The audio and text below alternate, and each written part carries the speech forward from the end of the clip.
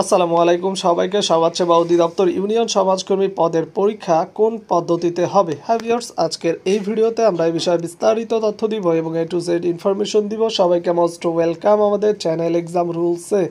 যদি ভিউয়ার্স আপনারা নতুন হয়ে থাকেন, প্লিজ চ্যানেলটিকে সাবস্ক্রাইব করে বেল বাটনটি অন রাখবেন যাতে সকল আপডেট নোটিফিকেশন সবার আগে পেয়ে যান। চলুন ভিউয়ার্স, শুরু করা যাক আজকের মূল ইম্পর্টেন্স ভিডিও। তার আগে ছোট্ট একটি কথা না বললেই নয়, যারা সমাজসেবা অধিদপ্তর ইউনিয়ন সমাজকর্মী পদের পরীক্ষার্থী রয়েছেন, আপনাদের জন্য এক্সাম রুলস ইউটিউব চ্যানেলের পক্ষ থেকে একটি শর্ট স্পেশাল ফাইনাল সাজেশন তৈরি করা হয়েছে।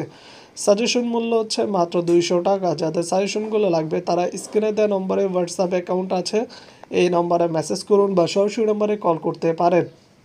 ইনশাআল্লাহ আমাদের সাজেশন থেকে 80% কমনের সম্ভাবনা রয়েছে। চলে আসি মূল ভিডিওতে।